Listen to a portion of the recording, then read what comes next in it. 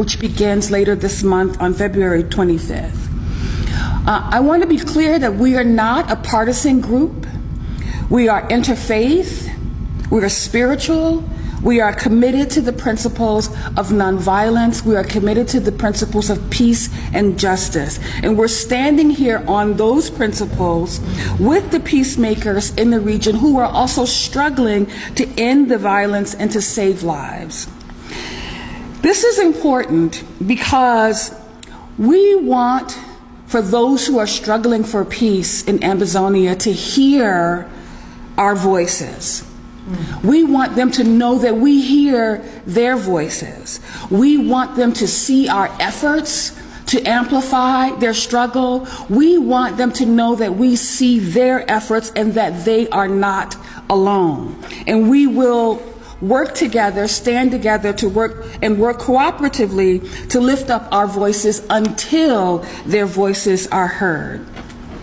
And I have to say that as a Baptist, I believe in the basic right of all people to have self-determination and to live freely.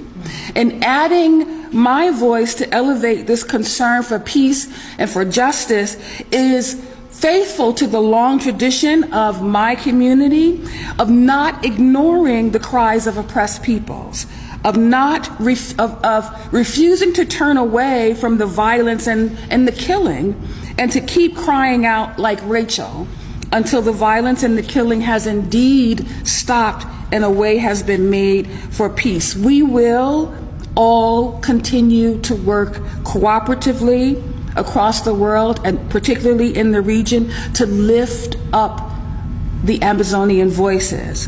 And we stand together focused on an immediate end to this violence, and we call on the United Nations Human Rights Committee to embrace a sense of urgency. Thank you. Good morning.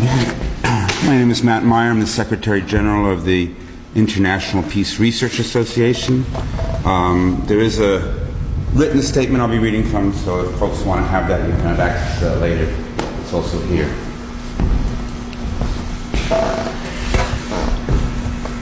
There is no longer any controversy.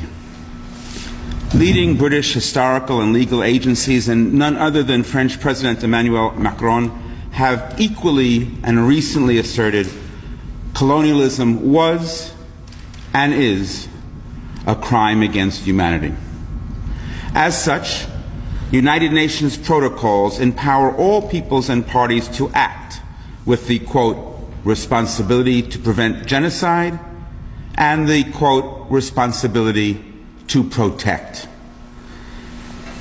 It is not so useful in the case of the Cameroons or Amazonia to spend time debating who is most at fault.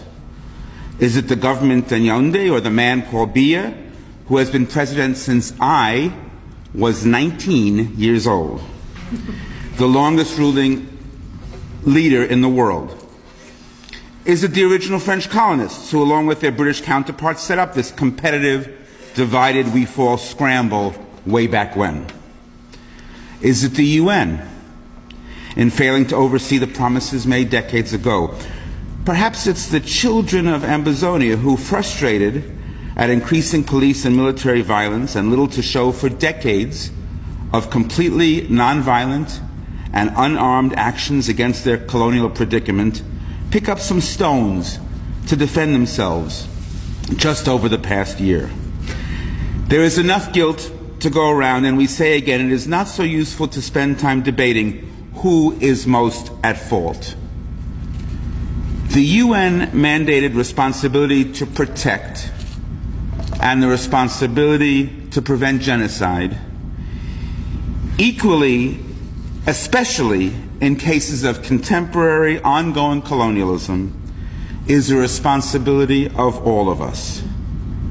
It is certainly the responsibility of the United Nations member states, with an emphasis on those who currently make up the Human Rights Council, which soon meets in Geneva. But it is also the responsibility of non-governmental organizations, organizations like the International Peace Research Association, with consultative status with ECOSOC, And yes, it's the responsibility of media as well to remember that even conflicts which appear small in places which are not easily found on maps require our urgent attention and solidarity. We need only reflect on the upcoming 25th anniversary of the Rwandan genocide and the ongoing tensions in the Great Lakes region to be clear about that. I represent a UNESCO-affiliated organization of scholars, academics, researchers, and students from roughly 100 countries in every region of the world. We, of all people, know that the information is neither inaccessible nor in doubt. Despite sometimes misleading reports from even the most reputable and well-known agencies in the human rights field, it is not too difficult to ascertain who is most at risk and who is mostly armed in the northwestern corner between Cameroon and Nigeria.